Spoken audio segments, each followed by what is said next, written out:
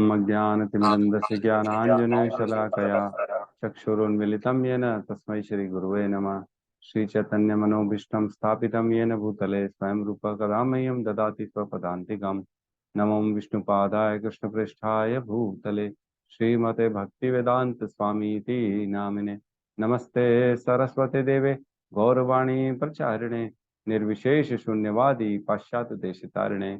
जय श्री कृष्ण चैतन्य प्रभु नित्यानंद श्री अद्वैत गदाधर श्रीवासादि गौर भक्तवृंद। हरे कृष्णा कृष्णा कृष्णा हरे हरे, हरे राम राम राम हरे हरे। हरे कृष्णा। ठीक है, तो कल हमने 8वें अध्याय का श्लोक क्रमांक तो 14 पढ़ा था हमने। ठीक है, जिसमें भगवान बताते हैं कि जो अनन्य भाव से निरंतर मेरा स्मरण करता है उसके लिए मैं सुलभ हूँ, क्योंकि वह मेरी भक्ति में प्रवृत्त रहता है। ठीक है, ये अपने बहुत अच्छे से हमने कल पढ़ा था।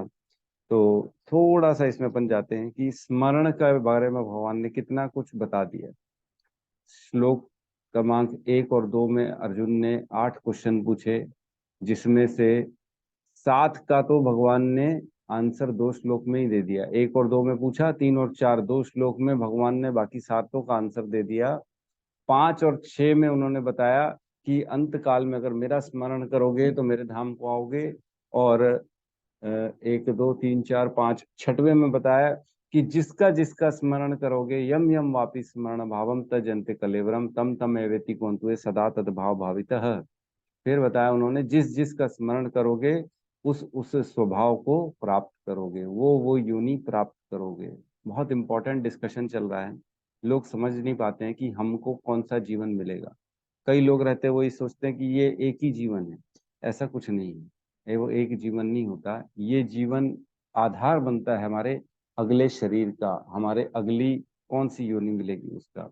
तो उसी के बारे में और डिस्कशन होता है। भगवान ने अंत काल का सारा डिस्कशन बताया है कि किस प्रकार लोग कैसे स्मरण करते हैं तो कहाँ कहाँ पहुंचते हैं, है ना। इसलिए भगवान बताते हैं कि हर समय तुम मेरा स्मरण करते करते अपना काम करो। ठीक है। फिर भगवान ने योग मिश्रित जो भक्त है उनके बारे में वर्णन किया कि किस प्रकार वो ब्रह्मरंध जो है ना वहां पर अपने प्राणों को ले जाते हैं और ध्यान को भावों के मध्य में लगाते हैं।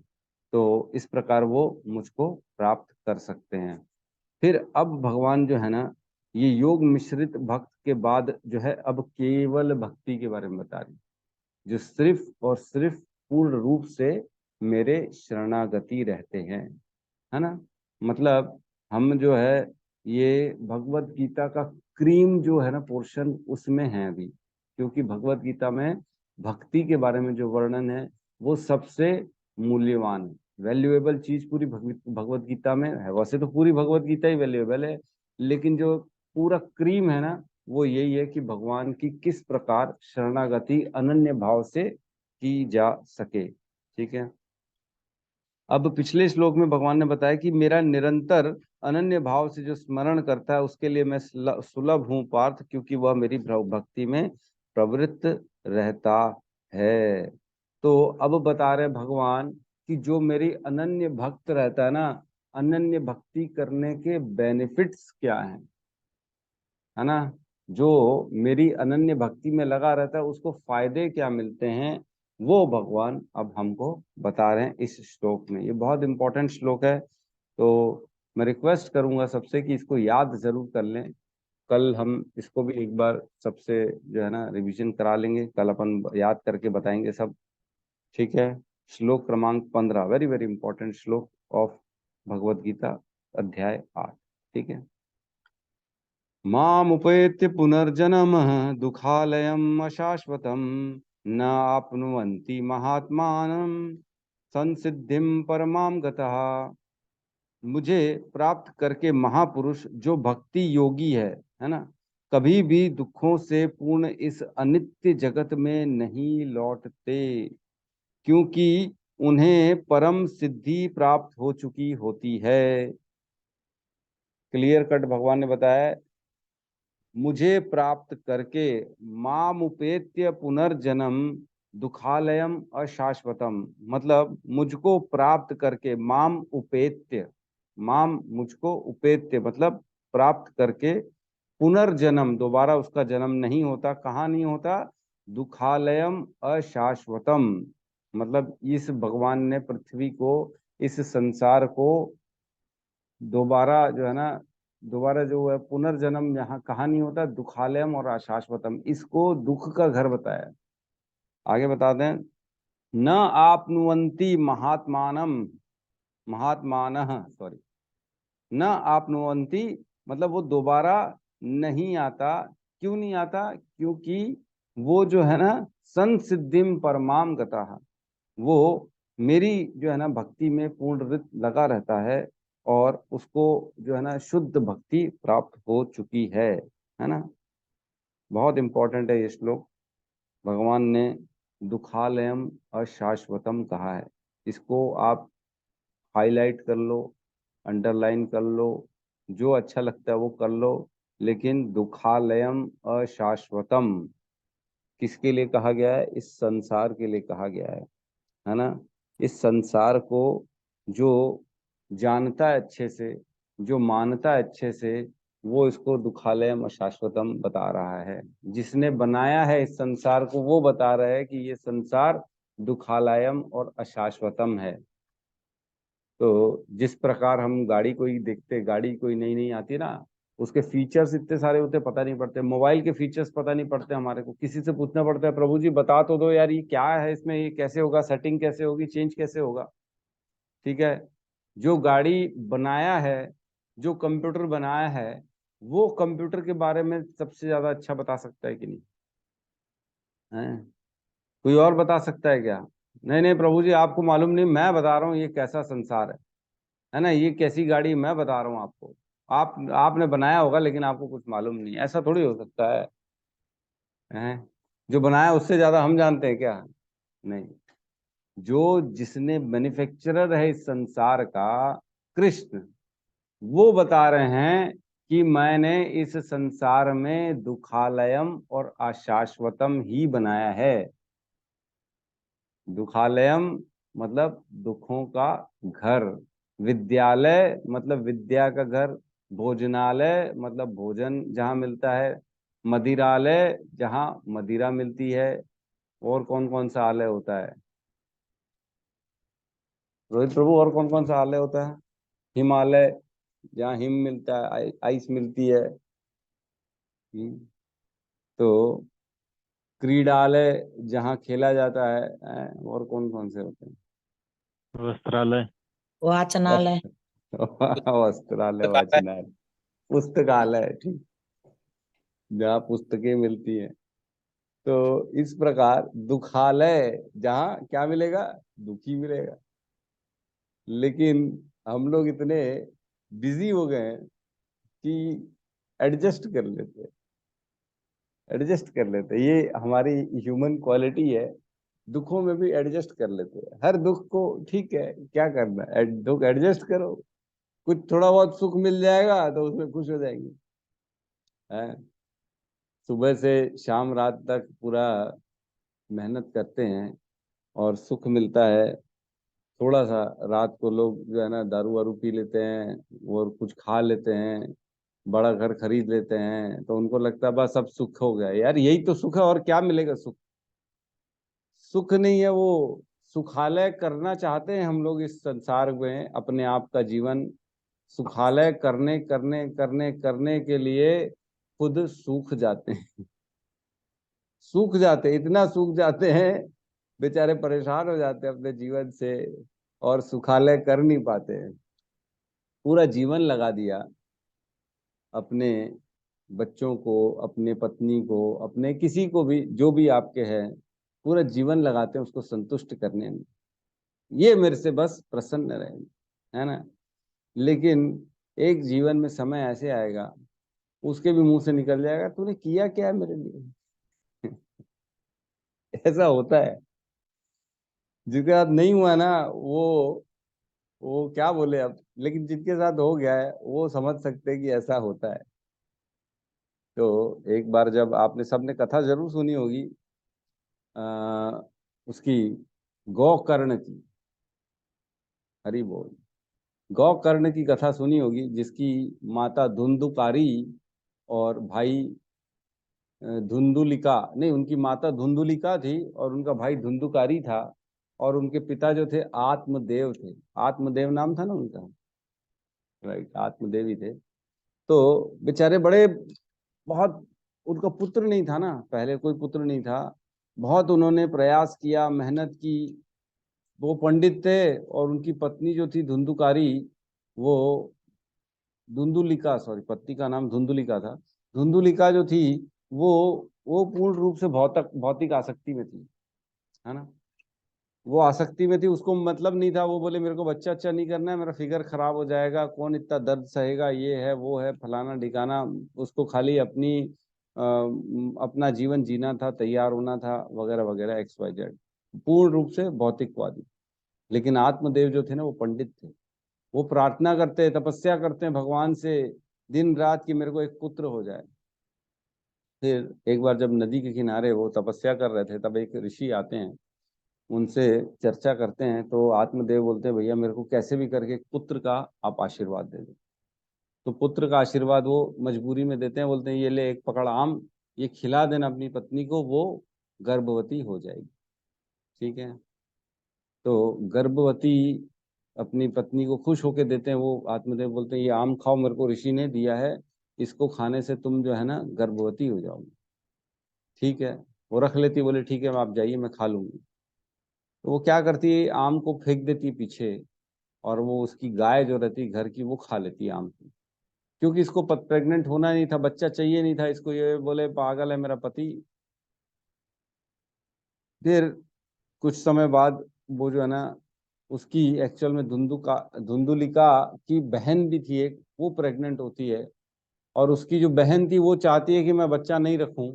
तो ये बोलती है एक काम करना, तू मेरे को बच्चा दे देना, मैं ये शो करती हूँ कि मैं प्रेग्नेंट हूँ, और मेरे पति की इच्छा भी पूरी हो जाएगी, तेरा भी काम हो जाएगा, मेरा भी काम हो जाएगा। तो ये स्कीम बैठती है इन लोगों के बीच में। वो बच्चा, वो ऐसा शो करती है कि मैं प्रेग्नेंट हूँ, और इन बिटवीन वो गाय को, जो आम खाती है ना गाय, वो भी प्रेग्नेंट हो जाती है। सब इकट्ठे होता है। तो सबको बच्चे होते हैं, कुल मिला के उसकी बहन का बच्चा ये रख लेती है, उसका नाम धुंधुकारी रखते हैं। और जो गौकर्ण से, जो गाय से बच्चा उत्पन्न होता है, वो इंसान के जैसा था। उसके कान जो थे ना, गाय के थे, लेकिन शरीर इंसान का था। तो इसलिए उसका नाम रखा गौकर्ण, क्योंकि कर्ण का काम, कान जो है उसके गाय के समान है, बड़े होते हैं। वो धुंधुकारी जो था ना, बहुत बहुत ही शरारती, बहुत ही जो है ना बदमाश, दारू पिए, है ना, वैश्यालय जाए, वैश्यालय भी होता है क्या? वैश्यालय भी होता है क्या रोहित प्रभु? होता है प्रभु जी, ऐसा भी बोलते हैं टीवी में। अच्छा, वैश्यालय बोलते हैं ना बड़ा प्रभु जी गजब। TV। हम्म, ठीक है। तो दुखालय से क्या क्या जुड़ते जा रहा है, वैश्यालय भी जुड़ गया, ठीक है। तो वो ना वैश्यावृत्ति में लगा रहता है, अपना वो धुंधुकारी। और वो गौकर्ण जो था, वो पूर्ण रूप से ब्राह्मण रहता है, वो शास्त्र पढ़ता है, वो भगवान को जानता है, क्योंकि वो एक ऋषि का दिया हुए आम से उत्पन्न था। ठीक है। तो जो आत्मदेव था, वो बहुत कोशिश करता है अपने पुत्र को समझाने की, बेटा समझो, ये सब अच्छा नहीं है, ये सब बंद करो, ये जुआ खेलना, ये वेश्यावृत्ति करना जीवन का ये उद्देश्य नहीं है। बहुत परेशान होता है अपने पुत्र से।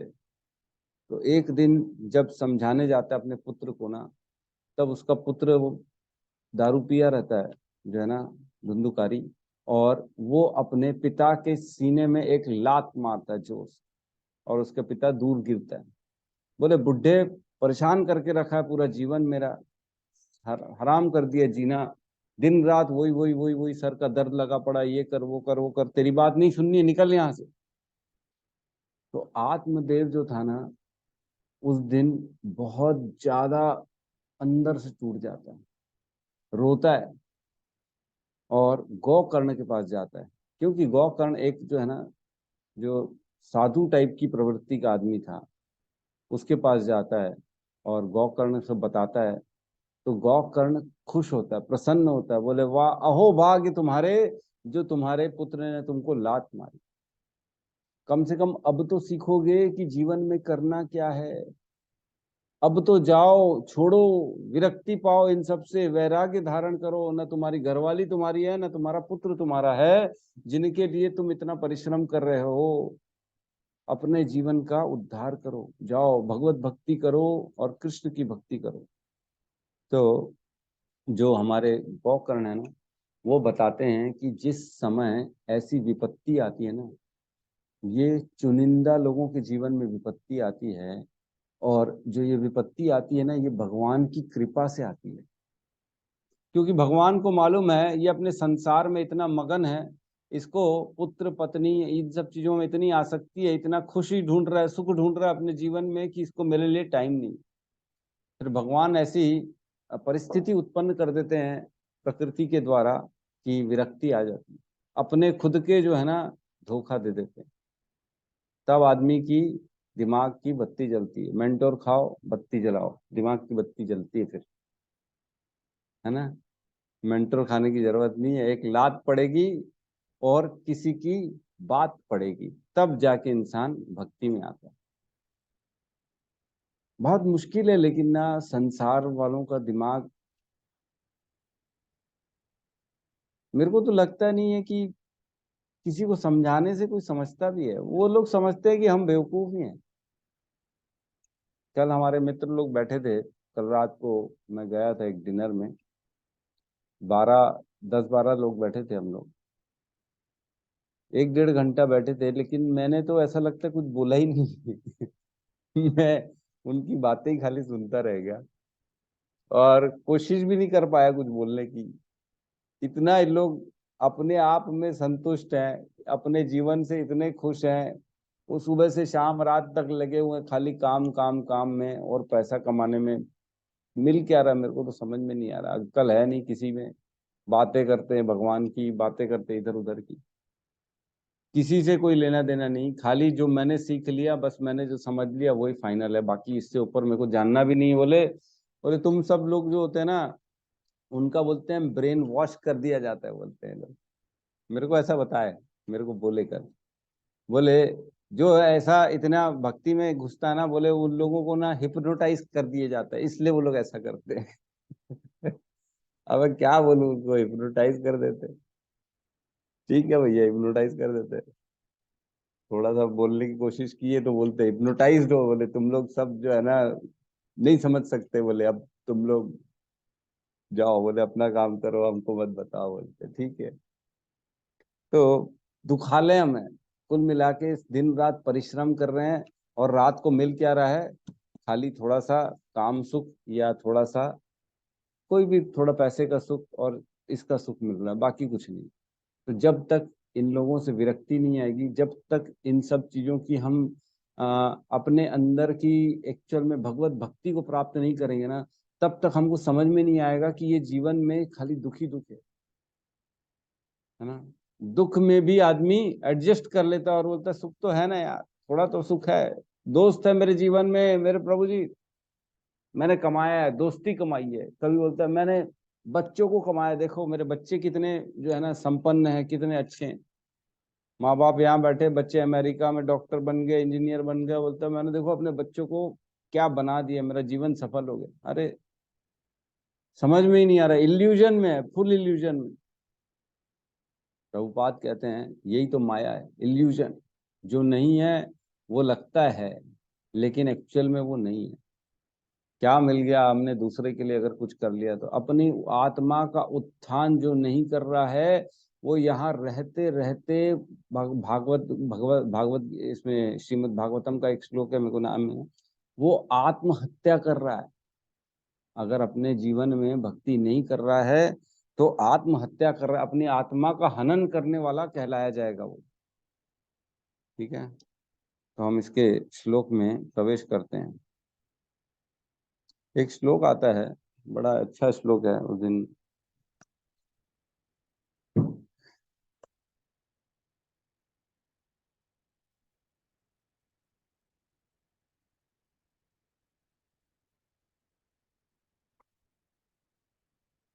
हरि भक्ति सुबोधय का श्लोक आता है, भगवत भक्ति हीनस्य जाति ही शास्त्रम जप तपस अप्राण्यस्येव देहस्य मंडनम लोक रंजनम।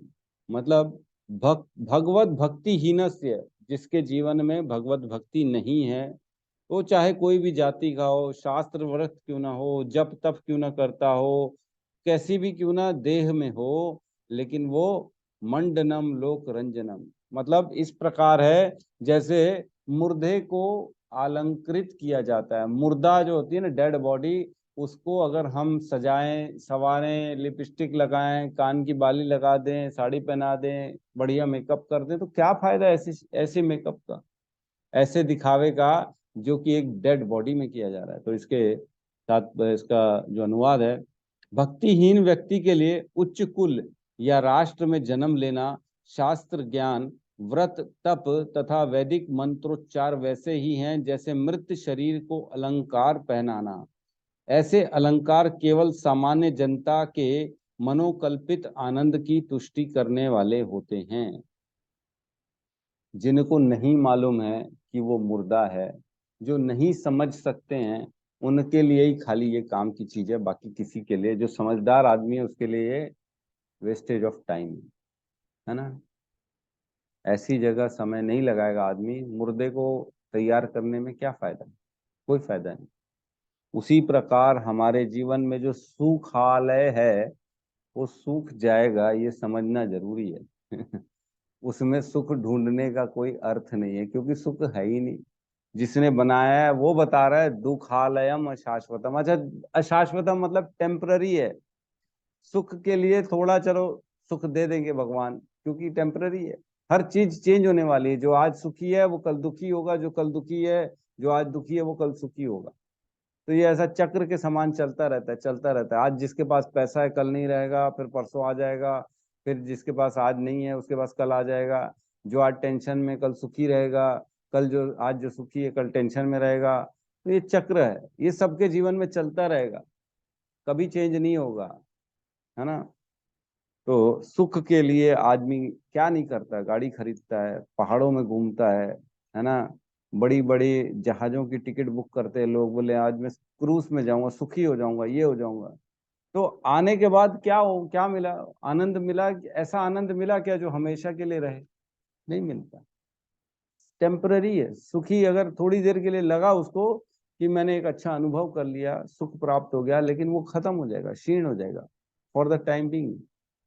कुछ भी चीज परमानेंट नहीं है यहाँ पे, है ना। तात्पर्य में प्रवेश करते, क्योंकि चूंकि यह नश्वर जगत जन्म जरा तथा मृत्यु के क्लेशों से पूर्ण है, अतः जो परम सिद्धि प्राप्त करता है और परम लोक कृष्ण लोक या गोलोक वृंदावन को प्राप्त होता है, वह वहां से कभी वापस नहीं आना चाहता, है ना। न आपनोति महात्मा, वहां से वापस नहीं आते। कौन नहीं आते? जो प्योर भक्ति में लगे रहते, है ना। नेवर कम बैक, जो इस पूरा इस जगत में दोबारा नहीं आते। माम उपेत्य पुनर्जन्म, जो मुझको भक्ति करता है उसका पुनर्जन्म नहीं होता है ना। इस परलोक को वेदों में अव्यक्त अक्षर तथा परमागति कहा गया है। दूसरे शब्द में यह लोक हमारी भौतिक दृष्टि से परे है और अवर्णनीय है, अवर्णनीय है ना। तो मैंने गोलोक का कुछ वर्णन है मेरे पास, मैं एक निकालता हूँ, आप लोगों को थोड़ा सा बताता हूँ। 612 पेज।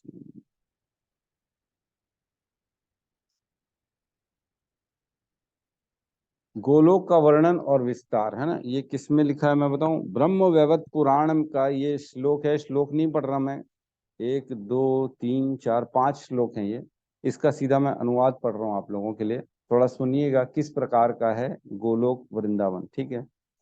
हे मुने, उत्तम पके और स्वादिष्ट फलों से पूर्ण, गौशालाओं और गौओं के समूहों से सुशोभित, फूले हुए सुगंधित पुष्पों से युक्त, सहस्त्र उपवनों से पूर्ण, मधुलोभी भैरों के वृंदों से युक्त और श्री कृष्ण के तुल्य रूप वाले तथा उत्तम रत्न हार से विभूषित 50 करोड़ गोपों के विविध विलासों से विलसित रमणीय वृंदावन को देखते हुए देवेश्वर गणों गोलोक में पहुंच गए,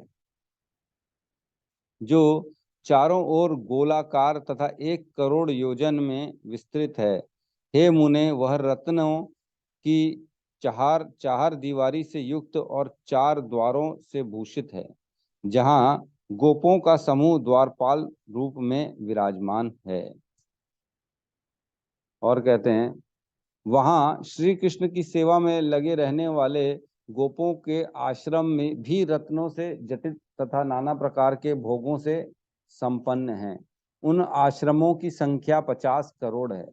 इनके अतिरिक्त भक्त गोप समूह के 100 करोड़ आश्रम हैं, जिनका निर्माण पूर्वोक्त आश्रमों से भी सुंदर है। वे सब के सब उत्तम रत्नों से गठित हैं। उनसे भी अधिक विलक्षण तथा बहुमूल्य रत्नों द्वारा रचित आश्रम पार्षदों के हैं, जिनकी संख्या 10 करोड़ है। पार्षदों में भी जो प्रमुख हैं, वे श्री कृष्ण के समान रूप धारण करके रहते हैं। उनके लिए उत्तम रत्नों से निर्मित 1 करोड़ आश्रम हैं। फिर आगे पढ़ते हैं। राधिका में विशुद्ध भक्ति रखने वाली गोपांगनाओं के 32 करोड़ दिव्य एवं श्रेष्ठ आश्रम हैं, जिनकी रचना उत्तम श्रेणी के रत्नों द्वारा हुई है। उनकी जो किंकरियां हैं, उनके लिए भी मणि रत्न आदि के द्वारा बड़े सुंदर भवन बनाए गए हैं, जिनकी संख्या 10 करोड़ है। हे मुने, भारत भूतल पर रहने वाले जो भक्तजन सैकड़ों जन्म के तप से पूत हरि भक्ति पारायण कर्म बंधन से मुक्त और सोते जागते सब समय एकमात्र भगवान का ध्यान में मन लगाए दिन रात राधा कृष्ण कृष्ण यह जपते रहते हैं, उन कृष्ण भक्तों के लिए भी अति मनोहर उत्तम रत्नों एवं मणियों से सुचरित और नाना भोग वस्तुओं से पूर्ण निवास स्थान है। तो इस प्रकार का भगवान का गोलोक वृंदावन धाम है। एक और चीज है, गोलोक में भगवान जो होते हैं ना, वो द्विभुज में रहते हैं और वैकुंठ में चतुर्भुज में रहते हैं, है ना।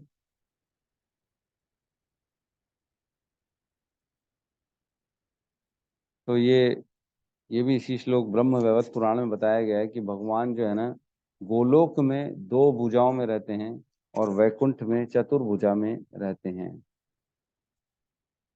तो एक और लिखा है, जो भूतल पे तुम लोगों ने मनुओं और राजाओं को देखा ही है, अपने अपने कर्म फल के उपस्थित होने पर सभी काल के अधीन हो गए। इस समय गोलोक में तुम लोगों को जो एक क्षण व्यतीत हुआ है, भूमंडल पर उसी एक क्षण के भीतर 7 मनवंतर समाप्त हो गए हैं, है ना।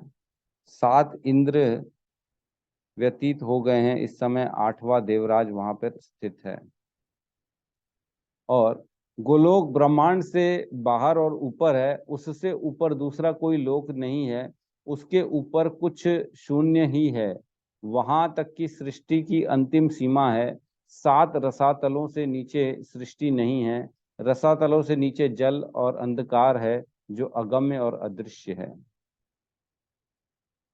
ठीक है, तो कुल मिला के जो गोलोक वृंदावन है, वो सब कुछ है वहां पे। मणियां हैं, ये है वो है, सब कुछ है। सुंदर सुंदर लोग हैं, जो इच्छा करो वो सब मिलता है वहां पे। ठीक है, आगे बढ़ते हैं अपन। दूसरे शब्दों में यह लोक हमारी भौतिक दृष्टि से परे है और अवर्णीय है, किंतु यह चरम लक्ष्य है जो महात्माओं का गंतव्य है। लेकिन यही फाइनल डेस्टिनेशन है, जहाँ पे जन्म मृत्यु जरा व्याधि नहीं होती है। वहां पे दिव्य शरीर मिलता है, हमेशा जो चाहो वो मिलता है, और हमेशा भगवान का चिंतन करना रहता है और कुछ नहीं। महात्मा अनुभव सिद्ध भक्तों से दिव्य संदेश प्राप्त करते हैं, और इस प्रकार वे धीरे धीरे कृष्ण भावनामृत में भक्ति विकसित करते हैं और दिव्य सेवा में इतने लीन हो जाते हैं कि वे ना तो किसी भौतिक लोक में जाना चाहते हैं, यहाँ तक कि ना वो किसी आध्यात्मिक लोक में जाना चाहते हैं। वे केवल कृष्ण तथा कृष्ण के समीप चाहते हैं, अन्य कुछ नहीं। यह जीवन की सबसे बड़ी सिद्धि है।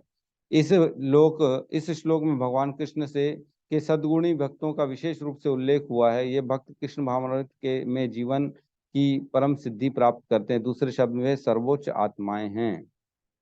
तो कई लोग होते हैं, देखो, एक चीज समझने की है इसमें, कि जो भक्ति होती है ना बहुत सिंपल होती है, भक्ति जटिल नहीं होती है।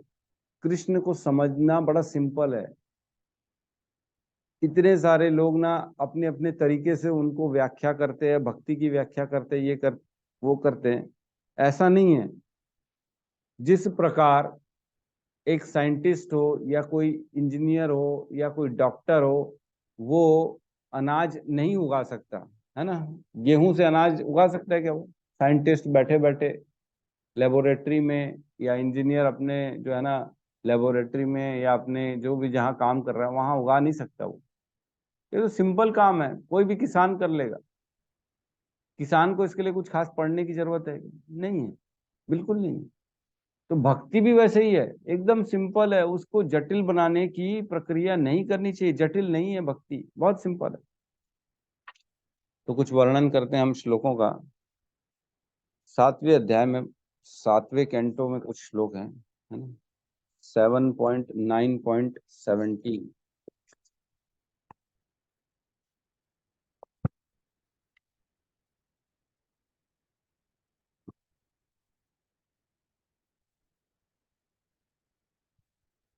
7.9.17 है ना। यहाँ कहते हैं, हे महान, हे परमेश्वर, प्रिय तथा अप्रिय परिस्थितियों के संयोग से तथा उनके वियोग के कारण मनुष्य स्वर्ग या नरकलोक में अत्यंत विचरणीय स्थिति को प्राप्त करता है।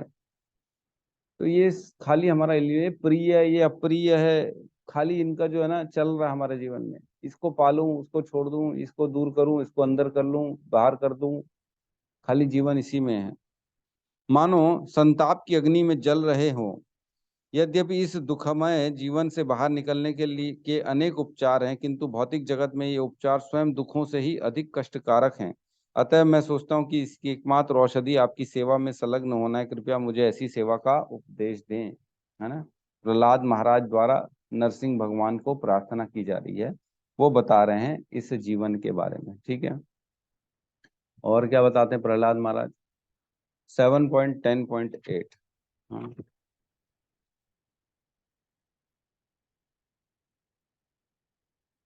7.10.8 हुआ। बता रहे हैं, हे भगवान, जन्म काल से ही काम इच्छाओं के कारण मनुष्य की इंद्रियों के कार्य, मन, जीवन, शरीर, धर्म, धैर्य, बुद्धि, लज्जा, ऐश्वर्य, बल, स्मृति तथा सत्यनिष्ठता समाप्त हो जाता है। तो बता रहे हैं, जैसे जन्म होता है ना, तो जैसे जैसे इंसान बड़ा होता है, अपनी कार्य, अपने मन, अपना शरीर, हर चीज को खत्म कर रहा है धीरे धीरे धीरे। जितना उसके पास कोटा आया था ना, जैसे हम बोलते हैं ना, ये पैसे ले ले और बेटा मार्केटिंग करने जाओ, मॉल चले जाना, घूमने फिरने, मॉल में घूम करके ऐश करके आ जाना। तो जितना जितना घूमेगा, कुछ खरीद लिया एक दुकान से, कुछ दूसरे दुकान से, तीसरे दुकान से, उसको मजा तो आ रहा है, लेकिन वो ये समझ नहीं पा रहा है कि मेरा पैसा खत्म हो रहा है ना। बहुत इंपॉर्टेंट चीज है, इसकी गहराई को समझना है कि मॉल गए समय बिताने, सुख लेने, कुछ खाने पीने सामग्री लेने, ले रहा है, खा रहा है, आनंद उसको आ रहा है, लेकिन उसके पीछे का जो रहस्य है वो समझ नहीं रहा है कि मेरा कोटा खत्म होते जा रहा है। जब मेरा पैसा खत्म हो जाएगा तब मेरे को कहाँ जाना पड़ेगा? वापस घर जाना पड़ेगा, कुछ बचेगा नहीं मेरे पास। तो वैसी जैसी जन्म हुआ है, हमारा धीरे धीरे सारे कार्य, मन, जीवन, शरीर, धर्म, धैर्य, बुद्धि, लज्जा, ऐश्वर्य, बल, स्मृति तथा सत्यनिष्ठता समाप्त हो रही है, धीरे धीरे समाप्त हो रही है। जगो। कब जगोगे? जब पूर्ण रूप से जीरो हो जाएगा, अंत काल आ जाएगा, तब जगेंगे क्या? ठीक है। एक श्लोक आता है 10.14.58। जी बना रही वीडियो अच्छा रहा है ना। अच्छा बना रही हूँ, पता नहीं समझ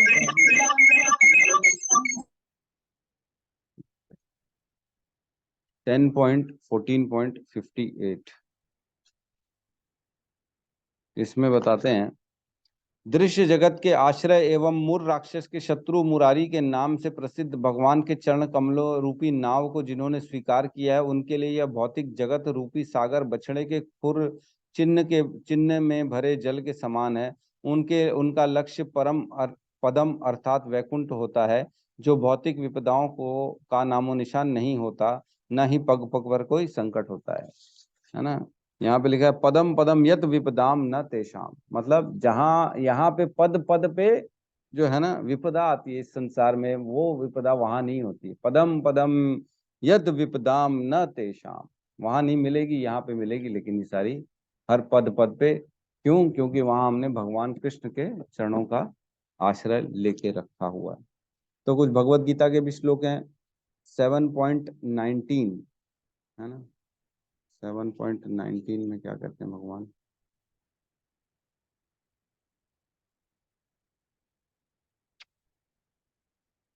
बहुनाम जन्मनाम अंते ज्ञानवान माम प्रपद्यते वासुदेवम सर्वमति स महात्मा दुर्लभ, मतलब इसको समझने में बहुत समय लग जाता है। और 6.45 एक और श्लोक है, उसको भी आप पढ़ सकते हैं। और एक और श्लोक है 5.5.1 है, उसको भी आप पढ़ सकते हैं, जो ऋषभ देव अपने पुत्रों को बताते हैं। पुत्र कायेन तपो दिव्यम पुत्र कायेन सत्वा, मतलब ये पुत्र बच्चों, ये जीवन जो है ना खाली सुअर कुत्ते के जैसे नहीं मिला हमारे को इंद्रिय भोग करने के लिए। उठो और दिव्य तपस्या में लगो, इंद्रिय तृप्ति को छोड़ो और मनुष्य जीवन को सार्थक बनाओ। ठीक है।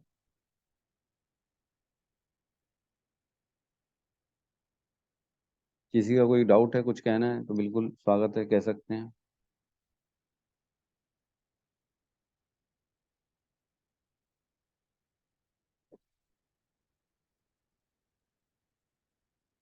एक चीज ना बड़ी समझने की है इसमें, कि जो दुख है ना, वो परिस्थिति बदलने से दुख खत्म नहीं हो जाता। ये हमारा भ्रम है। ये हम सोचते हैं कि दुख मेरे को इससे मिल रहा है ना। आज मेरे को दुख देने वाला मेरा पड़ोसी है, आज मेरे को दुख देने वाला मेरा बॉस है, आज मेरे को दुख देने वाला मेरा बैंक वाला है। ये हमको लगता है, ये प्रकृति के द्वारा दुख किसी के माध्यम से दिया जा रहा है, लेकिन वो दुख का कोटा मेरा है ना। जब तक मेरा कर्मों के आधार पे सुख और दुख लिखा है, तब तक मेरे को किसी न किसी के माध्यम से तो मिलेगा ही मिलेगा। ये बहुत बहुत इंपॉर्टेंट चीज है, ये समझना है कि कोई भी इंसान, कोई भी जो जिनको हम गलत ठहराते हैं, वो गलत नहीं है। वो सिर्फ भगवान उनको माध्यम बना रहे हैं हमको हमारे दुख देने के लिए। अब एक बात बताइए, अगर आपने एक कुरियर अपने आप को भेजा, है ना, आज बनाया, है ना, एक किसी को भेजा, सपोज XYZ, आपने किसी को कुरियर बना के भेज दिया, है ना, क्या बना के, एटम बम बनाया और आपने कुरियर कर दिया, जाए उसके घर फूट जाए, है ना। किसी से दुश्मनी आपकी, आपने बना दिया कि महेश प्रभु के घर जाए एटम बम, उनका एड्रेस डाल दिया और कुरियर कर दिया। बम आया यहाँ पे, कुरियर वाला लेके आया, उसने देखा नहीं इसमें क्या है, बम है कि क्या है। तो मैंने देखा, अरे मैं तो जानता नहीं हूँ कहाँ से आया है, ले जाओ वापस, मेरे को, मेरा नहीं है ये। मैं नहीं जानता ऐसी कोई भी चीज़ को। तो वो बम वापस दोबारा जिसने भेजा ना उसके पास वापस आ जाता है। कुरियर जब नहीं मिलती ना पार्टी, तो वापस दोबारा जिसने भेजा उसी के पास चला जाता है कि भैया आपने भेजा, ये एड्रेस नहीं मिला। तो जो हमारी चीज है ना, जो हमको तकलीफ दे रहे हैं, वो हमारे ही कर्म हैं। इसका सिर्फ और सिर्फ रूट ऐसा है कि मैंने किसी समय किसी को तकलीफ दी थी, आज वो तकलीफ दोबारा मेरे पास घूम के आई है, और इसका माध्यम सिर्फ ये है। ये दिमाग में डालना बहुत जरूरी है। हम क्या करते हैं मालूम, जो हमारे को तकलीफ देता है ना, उसके लिए और गंदा गंदा बोलना चालू कर देते हैं। हम उसको स्वीकार नहीं करते, तकलीफ को, हम उस कर्म को खत्म नहीं करते हैं, उल्टा उसको दोबारा बढ़ा देते हैं। बढ़ा के, उसने, तूने मेरे साथ एक किया ना, मैं तेरे साथ चार करूंगा, चार। याद रखना, मेरा नाम भी क्या है? रोहित साहू। तूने जाना थोड़ी है मेरे को, मैं कौन हूँ, कहाँ तक मेरी पहुंच है, रुक जाना, घर तो जा बेटा, हाथ पांव टूटने वाले हैं तेरे। तूने मेरे को सिर्फ गाली दी ना, कल तो तू चलने लायक नहीं रहेगा। रोहित प्रभु, ऐसा होता है क्या? नहीं होता है। तो कुल मिला के, लेकिन ऐसा हम करते हैं। जो हमारी निंदा करता है, जो हमारे साथ गलत दुख देता है ना, हम यही करते हैं, हम कोशिश करते हैं उसको दोबारा रिवर्ट करें, लेकिन ऐसा करना नहीं चाहिए, क्योंकि वो कर्म खत्म नहीं होंगे, बढ़ जाएंगे फिर से वो कर्म। जीरो कैसे होगा, कर्म का बंधन हटेगा कैसे, जब हम उसको स्वीकार करेंगे उन दुखों को, न कि परिस्थिति को बदलने की कोशिश करें। परिस्थिति को बदल देंगे तो भी दुख आएंगे ही आएंगे। वो नई परिस्थिति नए तरीके से, नए स्वरूप से आएंगे, नए स्वरूप में आएंगे। तो इस प्रकार हमको स्वीकार कर लेना चाहिए सारे दुख को ना। और कृष्ण चंद्र जो है ना, उनका नाम है कृष्ण चंद्र केवल आनंद कंद।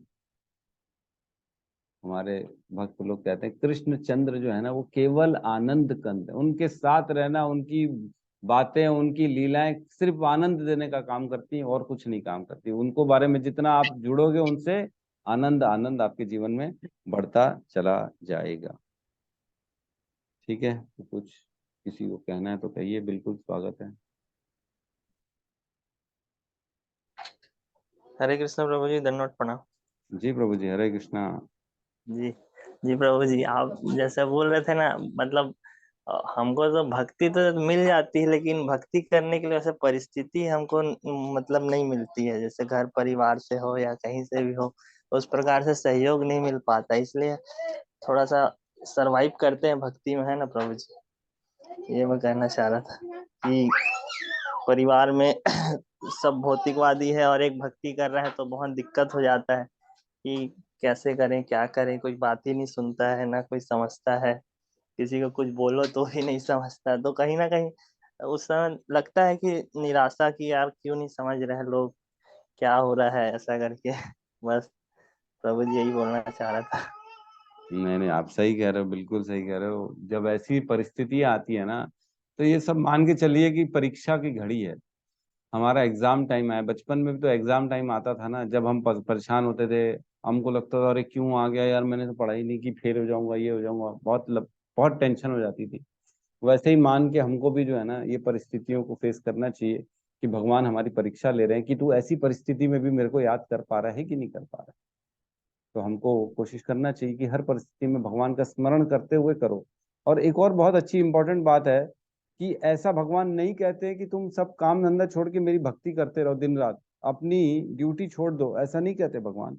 भगवान कहते हैं अपना काम करते करते मेरे को स्मरण करो, जो कर रहे हो उसको कर रहे हो, उसके पीछे मत हटो, उसको करते करते मेरा स्मरण करो।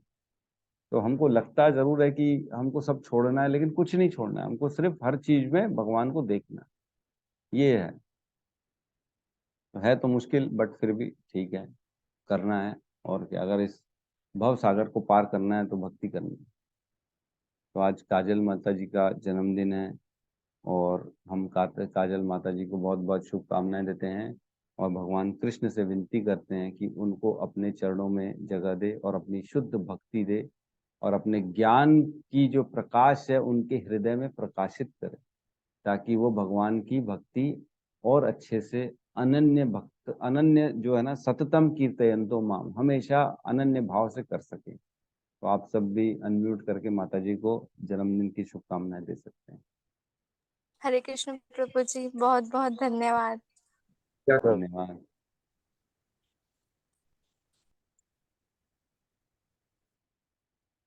हरे कृष्ण काजल माता। हरे कृष्ण प्रभु जी।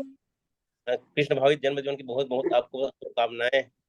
प्रभु जी, ये माता जी बहुत ज्यादा मतलब सिंसियर डिवोटी हैं वैसे जो है ना, और वहाँ सेवा इतना देते रहती हैं, वहाँ जाके मतलब बगैर बोले जाके सेवा देते रहते हैं जो है, और कुछ पूछते रहते हैं। और लास्ट टाइम तो खैर हमारे यहाँ वो हुआ तो उसमें आई थी, तब से परिचय हुआ था।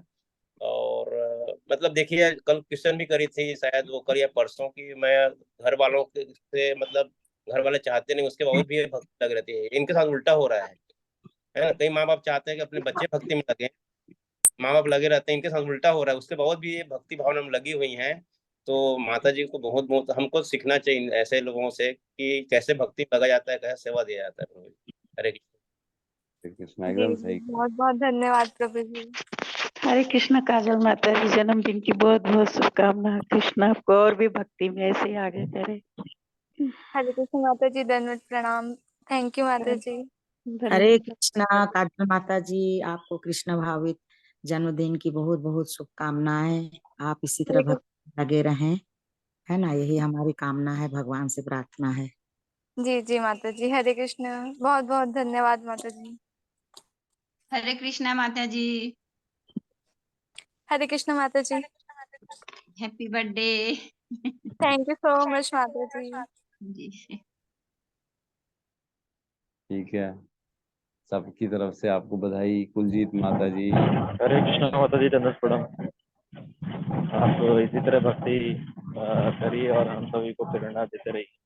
और हरे कृष्ण प्रभु जी। बहुत अच्छा आप सभी की आज और इसी बेस आ तरह काजल जी माता जी बेस आ रही ना? जी जी प्रभु जी, आ रही हूँ। चलिए चलिए ठीक है। माता जी, दर्शन भी करा दो। हाँ माता जी, मैं मंदिर आई हुई थी। अरे अरे अरे वो देखा, ये होती बात है, मंदिर आई हुई है आज माता जी, जन्मदिन के दिन कृष्ण के पास। ठीक है, बहुत सही है माता जी। ठीक है, तो लीजिए, दर्शन कर लीजिए मेरा माता क्वेश्चन जी। है प्रभु जी।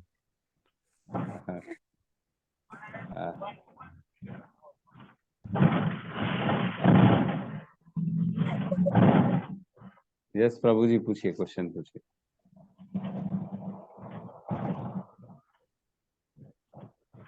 जी सत्यम प्रभु, पूछिए, क्वेश्चन पूछिए।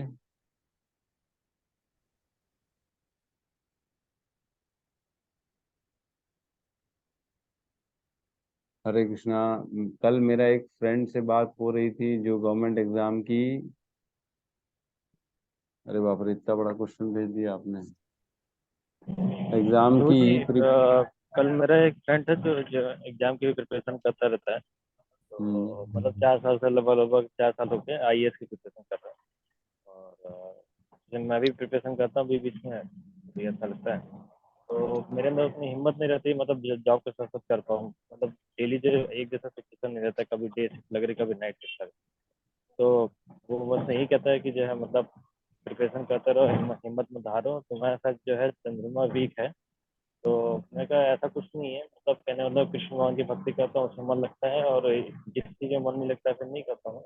जॉब करता हूँ, भगवान के पास जॉब है। कहा तुम्हारा चंद्रमा वीक है, तुम अपने इष्ट देव की भी साथ पूजा किया करो।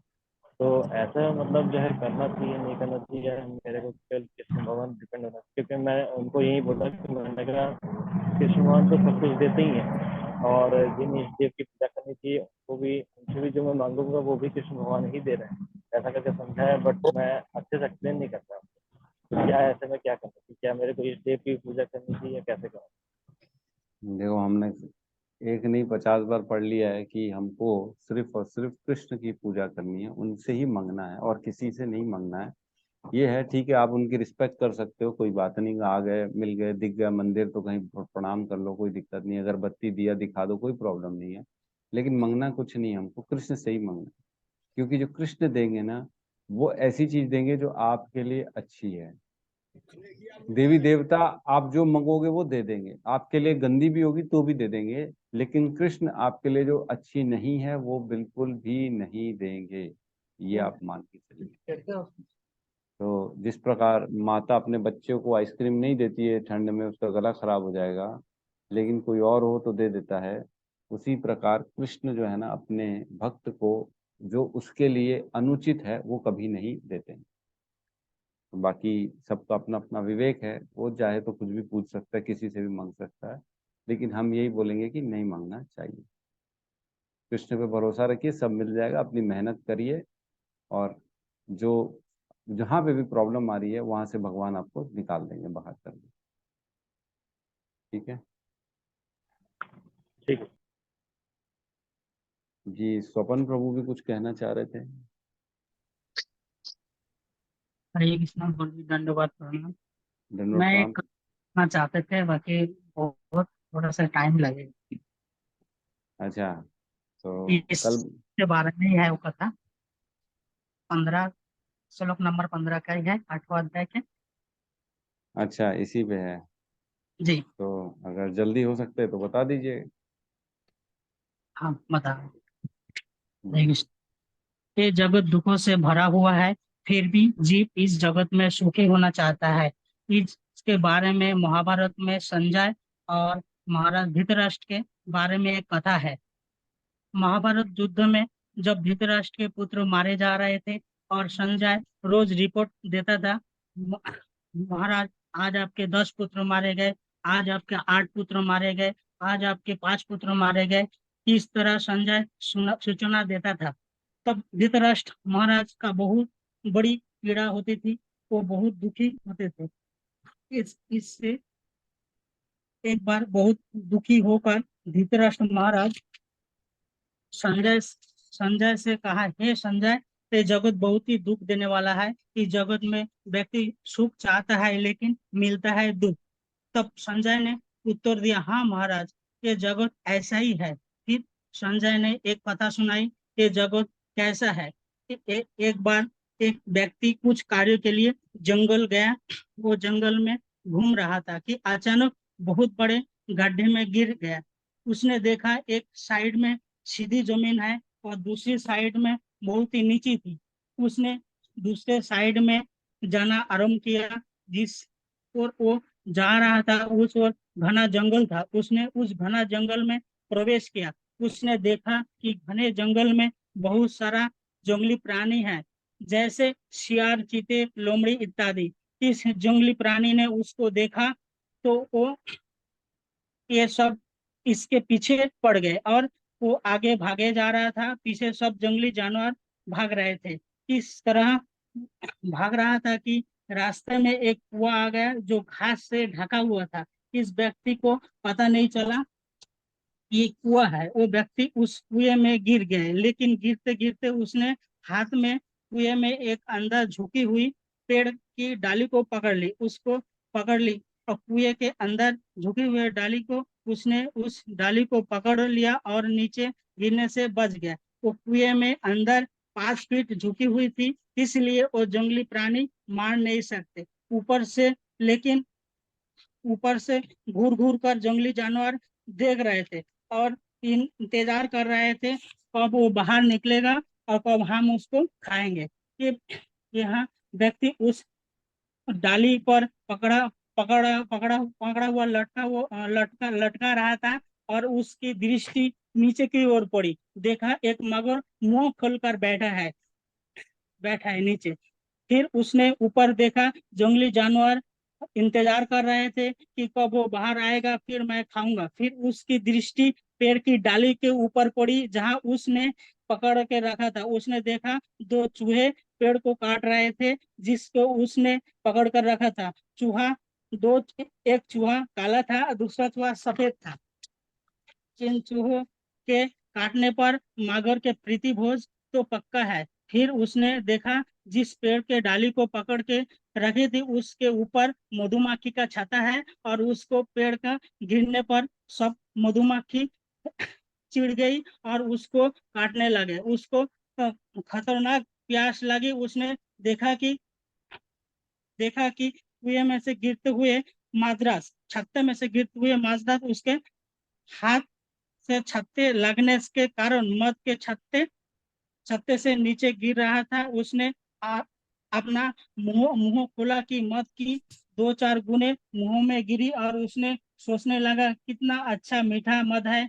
फिर क्योंकि प्यास की एक बूंद भी अमृत के समान लगता है, वो व्यक्ति मध की दूसरे गुण की इंतजार करने लगे। इतना सारा दुख है वो सब भूल गए और सोचने लगा कि दूसरी मध की गुण कब गिरेगी। उसकी नजर उस पर है। नीचे मगर मुंह खोलकर बैठा है और बोल रहा है, आजा आजा। ऊपर जंगली जानवर खड़े हैं। 2 चूहा पेड़ के डाली को काट रहा है। इसलिए मगर की भोजन पक्का है। दूसरी ओर मधुमक्खी बीच बीच में काट रहा है। इस व्यक्ति की नजर अभी भी मद की दूसरी गुण की ओर है। कितना मूर्ख व्यक्ति है कि आप सोच सकते होंगे कि आप इसकी जगह हम होते तो ऐसा नहीं करते, लेकिन हम ये सब अभी भी इसी व्यक्ति की जैसे ही कर रहे हैं। इसे जैसा ही कर रहा है। व्यक्ति में और हमें कोई अंतर नहीं है। जंगली पशु के तुलना आयु के दबाव के साथ की गई है जो हमारे बुढ़ापे की ओर धकेलते हैं। दो चूहा के तुलना दिन और रात के साथ की है जो हमारे आयु को काटता है। मधुमक्खी की तुलना अलग अलग रोगों की से की है जो कि बीच बीच में आते रहते हैं। मगर की तुलना हमारे साथ मृत्यु हम साक्षात मृत्यु के साथ की है जो और मौत की छत्ते की गिरने वाले मौत की तुलना भौतिक सुख से की गई है जो हमारे स्थिति कुएं में लटकते हुए व्यक्ति की जैसा है। हम बुढ़ापे की ओर अग्रसर हो रहे हैं। बीच बीच में रोग आ रहा है। दिन और रात दोनों को मिलाकर हमारे आयु को काट रहा है। इसलिए मगर रूपी मृत्यु के मुख में अंततः जाने वाला है। लेकिन हम इतना मूर्ख है, इतना सारे दुख सहने के बावजूद भी हम इन दुखों को अनदेखा करके उन व्यक्ति के ओर मद रूपी भौतिक सुख की आशा लगाए बैठा है कि कब दूसरी बूंद आएगी, अर्थात कब भौतिक सुख आएगा और हम ऐसे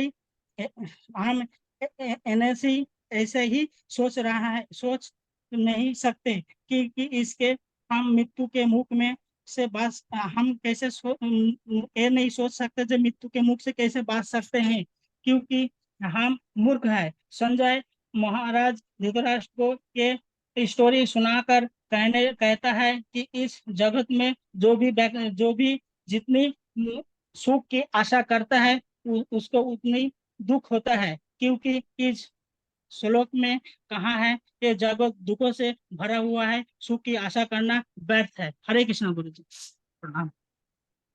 बहुत बढ़िया प्रभु जी ने बहुत अच्छा एक्सप्लेन किया। बिल्कुल सही है, ऐसा ही है जीवन हमारा। छोटे से सुख के लिए सारे दुखों को सहन करते हैं और जो है ना हम ये भूल जाते हैं कि हम दुखों से घिरे हुए हैं, मृत्यु सामने आ रही है, लेकिन फिर भी हम भगवान को याद नहीं करते हैं। एक जो है ना शंकराचार्य जी ने भज गोविंदम बोला है, भज गोविंदम भज गोविंदम गोविंदम भज गुण मते संप्राप्ते सनहित काले नहीं नहीं रक्षति दुकृत करने। एक जो बुढ़ा आदमी जो संस्कृत पढ़ने की कोशिश कर रहा था अपने जीवन यापन के लिए, उसको देख के बोलते हैं कि तू खाली भज गोविंदम, गोविंद का नाम ले, गोविंद का नाम ले, गोविंद का नाम ले, क्योंकि सन प्राप्ते सनहित काल है, तेरे नजदीक कभी भी काल है, कभी भी तेरी मृत्यु हो सकती है।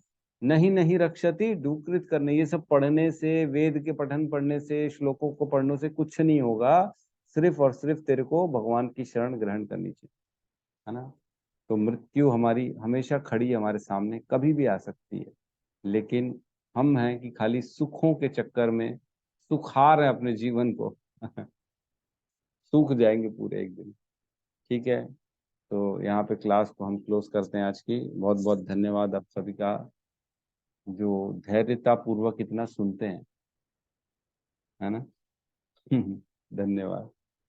और सब मिलके हरे कृष्ण महामंत्र का जाप कर लेते हैं। हरे कृष्णा हरे कृष्णा कृष्णा कृष्णा हरे हरे हरे राम राम हरे राम राम हरे हरे हरे। सभी भक्त सभी वृंद भक्त की वृंद की जय। जय। जगत गुरु श्रील प्रभुपाद की जय। निताय गौर प्रेमानंदे हरि हरि बोल। हरि हरि बोल।